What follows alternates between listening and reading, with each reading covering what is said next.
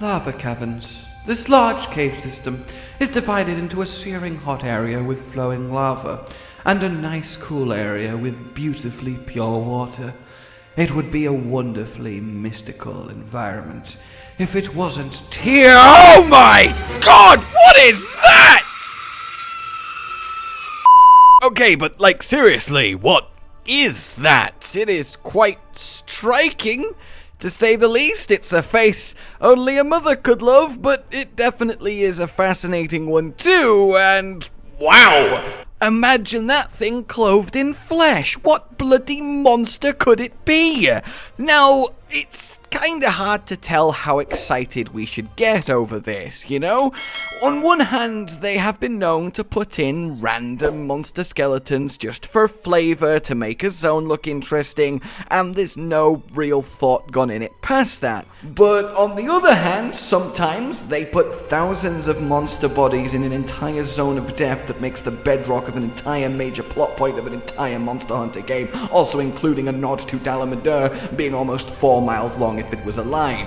So really, it's kinda back and forth on this one. To me, this is a major focal point of a major section of the lava caverns, right? Like, there is this duality to the map. There's this harsh, lava-y, volcanic rock and death and fog, but then there's also this beautifully pure water, this almost magical spring deep in the volcano that's almost peaceful and enchanting, and somewhere you'd want to just rest and let the soft sound of water lapping accompany you into a nice long nap.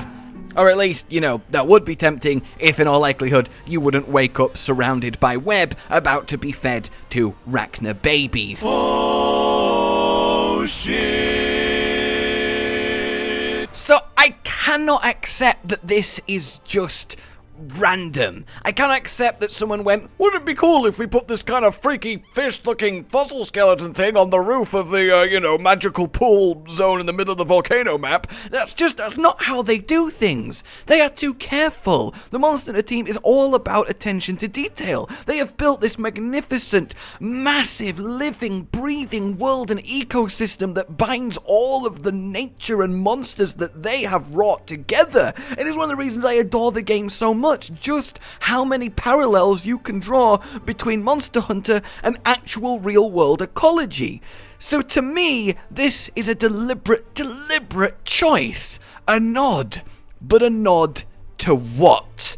Well, firstly, if we actually, look at it. Hello there. Hi. It has then this lovely double jaw. Now, what monster is that reminiscent of? Well, Valhazak, of course. But do we really think that this is a Valhazak skeleton? A Valhazak fossil? Maybe an ancestor? Maybe a subspecies found only in this new land that Rise is set? No, it's not. Outside of Val being a really random choice for what is this quite important set piece in what is being painted as quite an important zone, well, this thing is huge. Look in the background. Those ribs are part of it. The whole thing snakes round the cavern, and Snake is right. It seems to have this sort of live serpentine body, something leviathan-y, something fishy, something, well, again, serpenty. Also the serrated jaw, the teeth are too long and thin. It just isn't. So what is it? Is it a statue? Has it been carved, this head, into the rock itself? Well, also, no. Initially I thought maybe, chiefly because of the eye. It's weird that there's such a defined eyeball still remaining. But meets this fish. Hello. What a looker, ain't he? He is 100 million years old, and, well, look, he has very much the same eye ring that our mystery skeleton has. But what is this eye ring? Well, it's known as a sclerotic ring? Pronunciation aside, it's a ring of bone that plays a role in supporting the eyes of a lot of animals. Chiefly animals whose eyes are not spherical, or animals which live underwater. They're also found on a lot of fossils of extinct animals, like our fish here. keep that in mind. But let's keep going then. If it's not Val, if it's not anything that we know of that looks like this, what could it be? Well, I think it is something that we know about. It's just nothing that we've ever seen in game or hunted ourselves, but something that very much is canonically confirmed to exist. Something that the developers have hinted at with, in fact, skeletons in the past. So back to those double jaws. Well, what animal actually sports them? Meet the moray eel, who is, honestly, I find them so terrifying despite how fascinating of a creature they are. Like, I don't dislike them, but Jesus Christ, those eyes. Firstly, just look at a picture of a moray eel next to this skeleton. I mean, come on. Moray eels have the double jaw. They have a second, smaller jaw that they can extend to grab, well, prey. Why is nature so weird? I love it! And there is a monster that is based on a moray eel, and it is known as, well, the Ancient Serpent. Say hello to him. I've already killed you! He is an extinct monster. Air quotes. Now, before you're like, well, if he's extinct, what are you talking about? He is in the category of extinct monster. There is quite a few of them. See, Capcom likes to do these phylogenetic trees, which show how the monsters got to be how they are. It's the evolutionary relationships between them. And, well, a lot of these monsters appear on them, these extinct species. But one that also appears is the Ancient Serpent, a monster that is a Piscine wyvern that lived in ancient times. It is absolutely gigantic, but despite being so very rarely seen, it does continue to live to this day. It has no legs, it has no wings, they have degenerated. It is essentially one dirty great big eel that will devour you in one gulp as soon as look at you. The guild does not like the Ancient Serpents.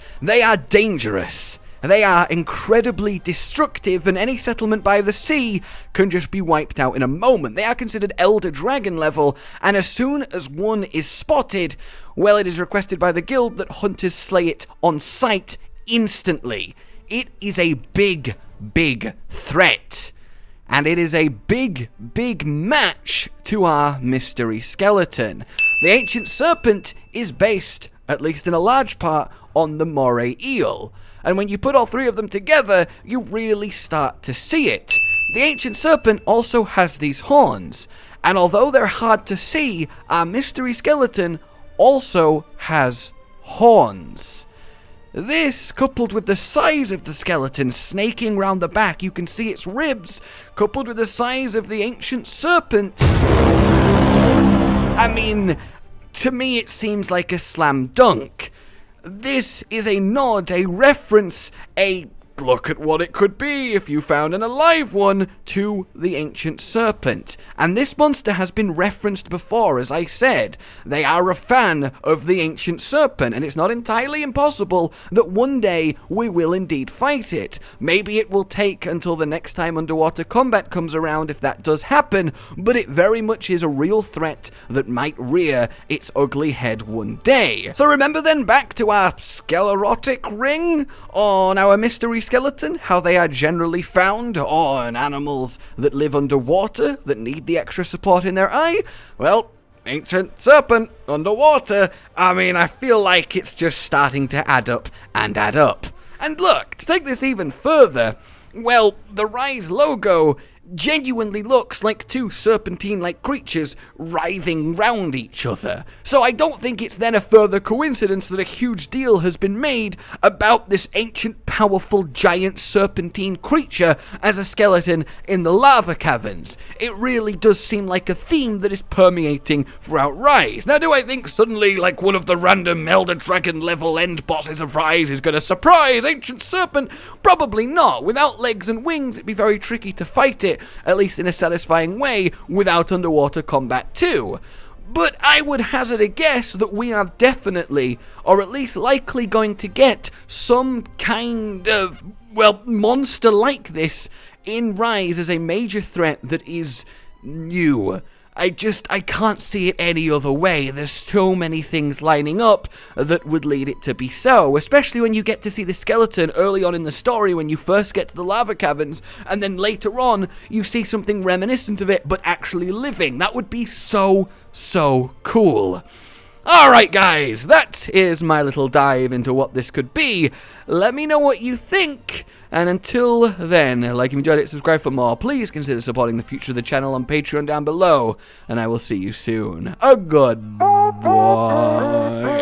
Josh, Cotton, and Hollow with the videos, dropping the humor like a hammer on your tippy toes, bringing entertainment on a daily arrangement to take our insanity and turn it into entertainment. Yes, I said entertainment twice, to reiterate that it is nice to look into your faces on a mostly daily basis when you let us in your homes to make the whole world a stage. Goodbye.